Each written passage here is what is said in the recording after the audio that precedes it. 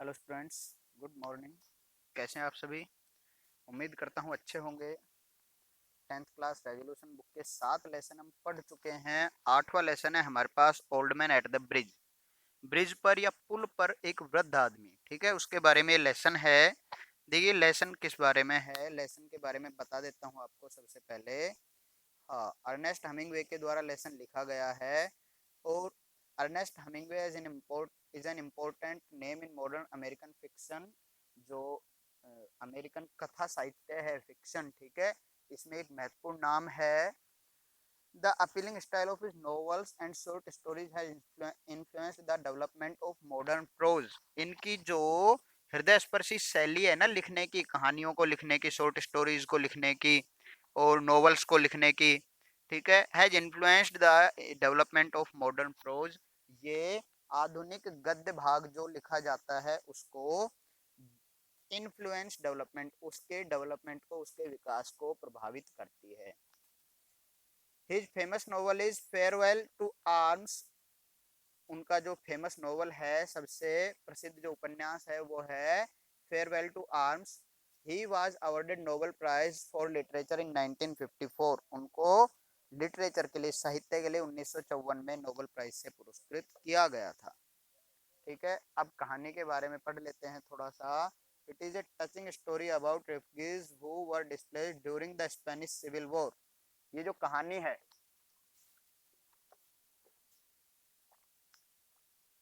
ये किसके बारे में है? एक टचिंग स्टोरी। टचिंग स्टोरी होती है मतलब स्पर्शी, मतलब एक इमोशनल कहानी, हृदय स्पर्शी कहानी है। अबाउट रिफ्यूजीज, रिफ्यूजीज बोलते हैं शरणार्थी, जो दूसरी जगह पर जाकर शरण लेते हैं। वो displaced during the Spanish civil war, जो कि स्पेनिश युद्ध में उनको, जो स्पेनिश का जो गृह युद्ध हुआ था वहां से उन्हें डिस्प्लेस मतलब विस्थापित कर दिया गया था, दूसरी जगह भेज दिया गया। It was fought between the Republicans and the Spanish fascist. ये जो युद्ध था ये रिपब्लिकन्स में और रिपब्लिकन मतलब जो गणतंत्रात्मक लोग थे, और जो फासिस्ट, स्पेनिश फासिस्ट मतलब जो स्पेनिश जो दक्षिण पंथी थे उनके बीच में लड़ा गया था। In this story a soldier is at a bridge and notice an old man who is not moving. वहां पर ये जो कहानी है ये एक सोल्जर के बारे में है, एक सैनिक के बारे में, जो कि एक पुल पर एक बूढ़े व्यक्ति को देखता है जो बिल्कुल मूव नहीं कर रहा, नहीं रहा है। Even though he had no wish to play part in the war. यहाँ तक कि उसके अंदर अपने युद्ध में भाग लेने की भी बिल्कुल इच्छा नहीं थी। ठीक है, the narrator feels sad about the old man's fate and also of the other individuals who had to suffer during wars. जो नरेटर है वो फील सैड मतलब दुखी महसूस करता है about the old man's fate, उस बूढ़े व्यक्ति के, फेट मतलब होता है भाग्य, ठीक है, उसके भाग्य पर दुखी होता है। और जो अन्य इंडिविजुअल, जो व्यक्तिगत लोग अपना सफर ड्यूरिंग वॉर्स, जो युद्ध के दौरान जिनको समस्या हुई, उनके लिए भी जो सैनिक है वो खेद महसूस करता है, दुखी होता है। ठीक है भाई, देखिए लेसन पढ़ते हैं। An old man with steel rimmed spectacles and very dusty clothes sat by the side of the road. एक बूढ़ा व्यक्ति जिसने स्टील के फ्रेम का चश्मा पहना हुआ है और उसके कपड़े मैले हैं, ठीक है, वो बैठा हुआ है कहाँ पे?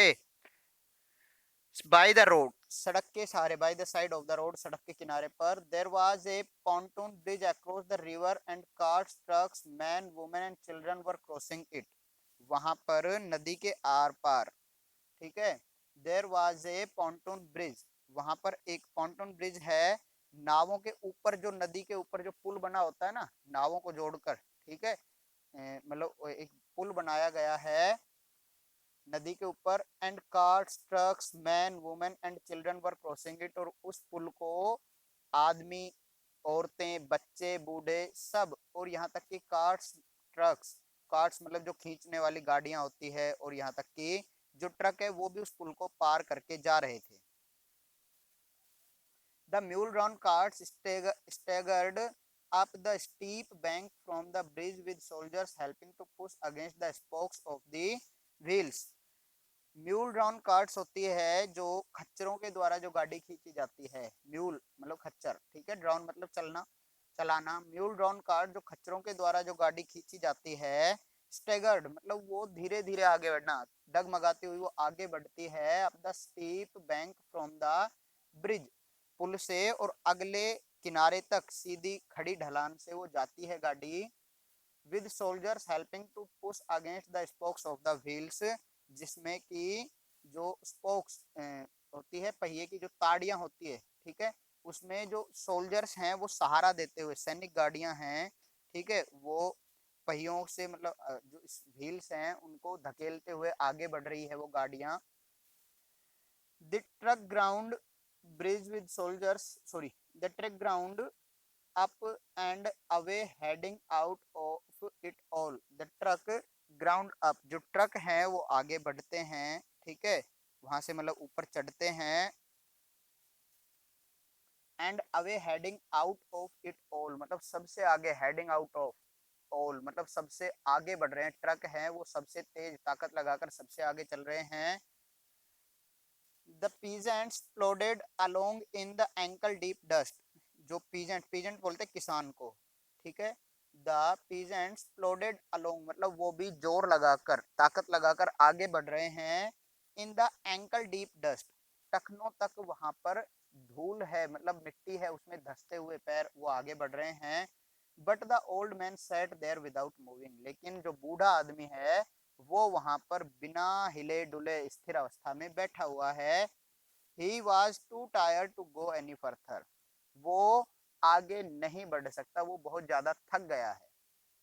It was my business to cross the bridge, explore the bridge head beyond and find out to what point the enemy had advanced. It was my business, ये मेरा काम था, to cross the bridge कि मैं bridge को cross करूं, पुल को पार करूं, and explore the bridge head and explore the bridge head beyond and find out to what point the enemy had advanced, जो ब्रिज हेड था, जो ब्रिज का पुल का जो वहां पे मतलब इसको ब्रिज का जो काम दिया हुआ था, ठीक है, explore the bridge head beyond कि मैं वहां पे जाके ब्रिज हेड को बताऊं, beyond and find out to what point the enemy had advanced कि किस पॉइंट तक, किस किनारे तक जो एनिमी है, दुश्मन है, वो आगे बढ़ चुका है, ठीक है। I did this and return over the bridge, मैं आई डिड दिस मैंने ऐसा किया, and return over the bridge और वापस पुल पर आ गया मैं देख के। There were not so many cars now and very few people on foot but the old man was still there. ये कह रहा है, सैनिक कह रहा है कि मेरा काम था मैं जाके वहां पे देखूं कि सैनिक है वो पुल से कितनी आगे बढ़ आया है। मैं जब वापस आया, there were not so many cars, अब वहां पे बहुत ज्यादा गाड़ियां नहीं थी, and very few people on foot और पैदल भी बहुत कम लोग थे। But the old man was still there, लेकिन जो बूढ़ा आदमी था वो अभी भी वहीं पर था। Where do you come from, I asked him, मैंने उससे पूछा तुम कहाँ से आए हो। From San Carlos, he said and smiled, उसने बताया कि मैं सैन कार्लोस से आया हूँ, एंड स्माइल्ड और वो थोड़ा मुस्कुराया। That was his native town, ये उसका नेटिव टाउन मतलब जन्म स्थान था। So it gave him pleasure to mention it and he smiled, तो उसका नाम लेने से उसे थोड़ी खुशी हुई थी, इसलिए वो मुस्कुरा दिया। आई was taking care of animals, he explained, उसने बताया कि मैं जानवरों की देखभाल कर रहा था। Oh I said not quite understanding, हाँ, oh I was taking care of animals, उसने बताया कि मैं जानवरों की देखभाल कर रहा था। आई सैड, मैंने कहा, ओह अरे, नॉट क्वाइट अंडरस्टैंडिंग, मैं उसकी बात को ज्यादा समझ तो नहीं पाया। यस ही सैड, हाँ उसने कहा। I stayed you see taking care of animals, उसने कहा मैं, आई स्टेड मैं रुक गया था, यू सी तुमने देखा, तुम देखो, मैं यहाँ पर टेकिंग केयर ऑफ एनिमल्स जानवरों की देखभाल करते हुए रुक गया था। I was the last one, मैं अंतिम व्यक्ति था, वो leave the town of San Carlos, जिसने सैन कार्लोस को छोड़ा, मतलब सब छोड़कर आ गए थे, लेकिन फिर भी मैं वहां पर जानवरों की देखभाल कर रहा था, मैं सबसे लास्ट में सैन कार्लोस को छोड़ के आया था। He did not look like a shepherd nor a herdsman, and I looked at his black dusty clothes and his grey dusty face and his steel rimmed spectacles and said, What animals were they? He did not like a shepherd nor a herdsman. वो ना तो कोई गडरिया, shepherd बोलते हैं ना तो कोई गडरिया दिख रहा था भेड़ों को चराने वाला, नोर ए हर्ड्समैन, ना ही कोई हर्ड्समैन होता है जो गायों को चराता है, ठीक है, ना ही कोई ग्वाला लग रहा था। And I looked at his black dusty clothes, और मैंने उसके काले धूल भरे कपड़ों को देखा। हिज ग्रे डस्टी फेस, उसके जो धूल से ढका हुआ उसका चेहरा था उसको देखा। And is steel rimmed spectacles, और उसके स्टील के रिम वाले या मतलब स्टील के फ्रेम वाले उसके चश्मे को देखा। एंड आई सेड, और मैंने कहा, व्हाट एनिमल्स वर दे, कौन कौन से जानवर थे? वेरियस एनिमल्स, ही सेड, उसने कहा बहुत सारे जानवर हैं। And shook his head, I had to leave them, और उसने अपना सिर हिलाते हुए कहा, I had to leave them, मुझे उन्हें छोड़ना पड़ा। What animals were they, sorry, what animals were they, I asked, मैंने फिर पूछा कौन कौन से जानवर थे? They there were two goats and a cat, वहां पर दो बकरियां थी, एक बिल्ली थी। And then there were four pairs of pigeons, और वहां पर चार पेयर, पेयर बोलते हैं जोड़े, ठीक है, कबूतरों के जोड़े, या 8 कबूतर हो गए, ठीक है। And you had to leave them, I asked, मैंने पूछा और तुम्हें उन्हें छोड़कर आना पड़ा? Yes, because of the artillery, the captain told me to go because of the artillery. हाँ, मुझे वहां से छोड़कर आना पड़ा। आर्टिलरी बोलते हैं तोप खाना, तोप खाने के कारण मुझे वहां से छोड़कर आना पड़ा। The captain told me, captain ने, कप्तान जो था उसने मुझे कहा, टू गो, वहां से जाने के लिए, बिकॉज ऑफ द आर्टिलरी, वहां तोप खाने के कारण। And you have no family, और तुम्हारा कोई परिवार नहीं है। आई आस्क्ड, मैंने पूछा, watching the far end of the bridge where a few last carts were hurrying down the slope of the bank, मैंने उससे पूछा, the far end, watching the far end, मैंने दूर उसके किनारे तक, पुल के किनारे तक देखते हुए, where a few last carts were hurrying down the slope of the bank, जो कि जिससे कि लास्ट कुछ गाड़ियां ढलान से नीचे उतर रही थी, वहां मैंने उनको देखते हुए मैंने पूछा कि तुम्हारा कोई परिवार नहीं है? नो, ही सेड, उसने कहा नहीं, मेरा कोई परिवार नहीं है। ओनली द एनिमल, सिर्फ वो जानवर थे। The cat of course will be all right, the cat, सिर्फ वो बिल्ली थी, ऑफ कोर्स, हाँ बिल्ली है, वो बिल्कुल ठीक ठाक रह लेगी, कोई दिक्कत नहीं है। A cat can look out for itself, एक बिल्ली है वो अपनी देखभाल कर सकती है।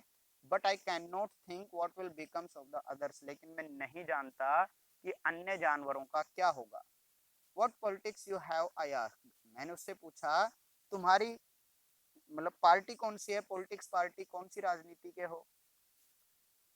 आई एम विदाउट पॉलिटिक्स, मैं किसी राजनीतिक पार्टी का नहीं हूँ। He said, I am 76 years old, मैं 76 ईयर्स का हूँ, ठीक है।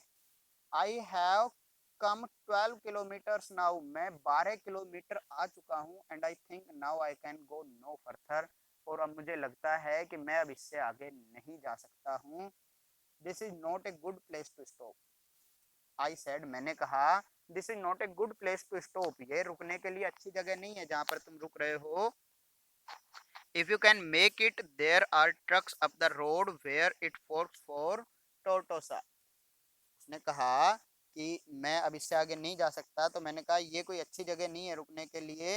If you can make it, यदि तुम कोई अरेंजमेंट कर सको, व्यवस्था कर सको, तो there are trucks up the road, ये सड़क पर ट्रक हैं, where it forks for Tortosa, जो कि सड़क है जो फोर्स, फोर्स मतलब होता है बट जाना, विभाजित होना, ठीक है, कि ये जो सड़क है जो टोरटोसा के लिए फटती है, अलग जाती है, इस पर सड़क पर ट्रक जा रहे हैं बहुत सारे, अगर तुम कुछ कर सकते हो, मान लो अगर आप ट्रक में जा सको तो।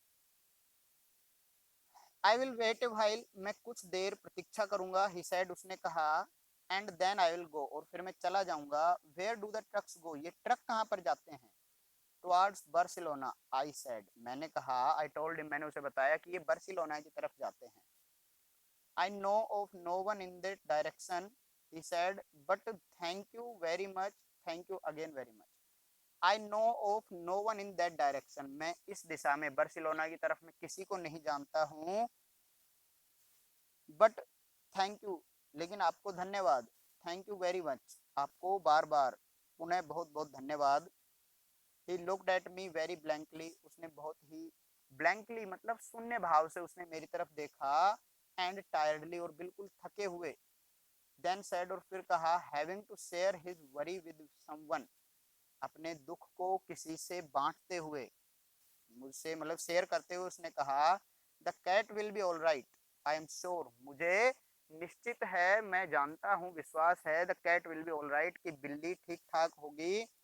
देर is no need to be unquiet about the cat, बिल्ली को बिल्ली के लिए अबाउट द कैट मतलब बिल्ली के बारे में अनक्वाइट होने की या बेचैन होने की या परेशान होने की जरूरत नहीं है. बट द अदर्स, लेकिन जो अन्य जानवर हैं, now what do you think about the others, आपको क्या लगता है अन्य जानवरों के साथ क्या होगा. युद्ध चल रहा था ना. Why they will probably come through it all right, why क्यों, दे विल प्रोबेबली मतलब शायद संभवतया, they will probably come through वो निकल आएंगे, इट ऑल राइट मतलब बिल्कुल सही सलामत, ये इस समस्या से सारे जानवर बाहर आ जाएंगे. यू थिंक सो, क्या आपको ऐसा लगता है. व्हाई नॉट क्यों नहीं. I said watching the far bank where now there were no cars, मैंने दूर किनारे तक देखते हुए मैंने कहा जहां पर अब कोई भी गाड़ियां नहीं थी, सब चले गए थे. मैंने कहा क्यों नहीं, बिल्कुल निकल जाएंगे. But what will they do under the artillery when I was told to leave because of the artillery, लेकिन what they will do, लेकिन वो क्या करेंगे अंडर द आर्टिलरी, उस तोप खाने में, वो तोप खाने के सामने वो क्या करेंगे, जबकि when I was told to leave because of the artillery, जब मुझे ही तोप खाने से चले जाने को कह दिया गया, तो जानवरों को भी छोड़ देते, जानवरों का वो क्या करेंगे, जानवर वहां रहकर क्या करेंगे. Did you leave the dog cage unlocked, I asked, मैंने पूछा क्या तुमने जो डॉग जो एक पक्षी होता है, फाख्ता बोलते हैं, ठीक है. Did you leave the cage unlocked, क्या तुमने उसका जो केज था, केज मतलब बोलते हैं पिंजरा, उसको खुला छोड़ दिया था. यस, हाँ मैंने पिंजरा खुला छोड़ दिया. देन दे विल फ्लाई, तब वे उड़ जाएंगे. Yes certainly they will fly but the others, हाँ बिल्कुल फाख्ता जो पक्षी है वो उड़ जाएगा, बट द अदर्स, लेकिन अन्य जानवर क्या करेंगे. It is better not to think about the others, he said, उसने कहा अन्य जानवरों के बारे में नहीं सोचना ही अच्छा रहेगा, अब अगर मैं ना सोचूं उनके बारे में. If you are rested I would go, I urged, get up and try to walk now, if you are rested, यदि आप आराम कर चुके हो, तो आई वुड गो, मैं जाता हूँ, आई अर्ज, मैंने उसको मतलब अर्ज मतलब होता है उत्तेजित करना थोड़ा, मैंने उसको कहा कि मैं जाता हूँ. Get up and try to walk now, अब एक काम करो, आप उठो और चलने की कोशिश करो. Thank you, he said and got to his feet, उसने मुझे धन्यवाद दिया, and got to his feet और अपने पैरों पर खड़ा हो गया. Swayed from side to side and then sat down backwards in the dust, swayed from side to side, उसने मतलब इधर उधर थोड़ा सा हिलने लगा, वो swayed from side to side and sat down backwards in the dust, और फिर वापस से उसी धूल में उसी मिट्टी में वो बैठ गया. आई was only taking care of animals, he said डली, उसने बड़ी ही उदासीनता से कहा, आई was only taking care of animals, मैं तो सिर्फ अपने जानवरों की देखभाल कर रहा था. But no longer to me, I was only taking care of animals, लेकिन अब मुझसे नहीं कह रहा था वो, नॉट लॉन्गर टू मी, अब वो खुद ही खुद बोल रहा था, अपने आप में बड़बड़ा रहा था कि मैं सिर्फ मेरे जानवरों की देखभाल कर रहा था. There was nothing to do about him, मैं उसके लिए अब कुछ नहीं कर सकता था. It was Easter Sunday and the fascists were advancing towards the Ebro, ये ईस्टर का रविवार था, और जो फारसीवादी जो लोग थे, फासिस्ट जो दक्षिणपंथी थे, वो अब आगे बढ़ रहे थे एब्रो की तरफ, एब्रो नदी है, ठीक है. It was a grey overcast day with a low ceiling, so their planes so their planes were not up, ये उस दिन क्या था कि it was a grey overcast day, मतलब उस दिन बादल छाए हुए थे बिल्कुल, विद ए लो सेलिंग, बिल्कुल नीचे तक बादल छाए हुए थे, इसलिए जो उनके प्लेन्स थे वर नॉट अप, उस दिन उनके जहाज हवाई जहाज नहीं उड़ रहे थे. That and the fact that cats now how to look after themselves was all good luck that old man would ever have.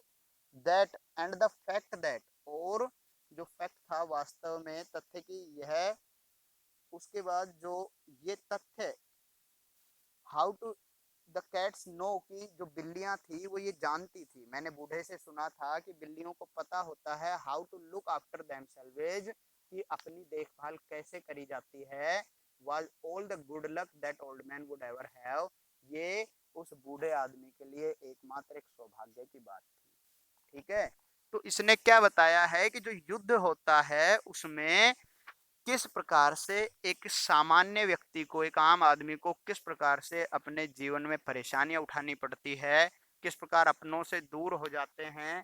ठीक है, उन सब चीजों को यहाँ पर एक सैनिक ने महसूस किया है। ठीक है भाई, ये क्वेश्चन आंसर है, फाइंड आउट किया करो आप लोग। ठीक है, पीडीएफ में आपको प्रोवाइड करा दूंगा। Okay, thank you.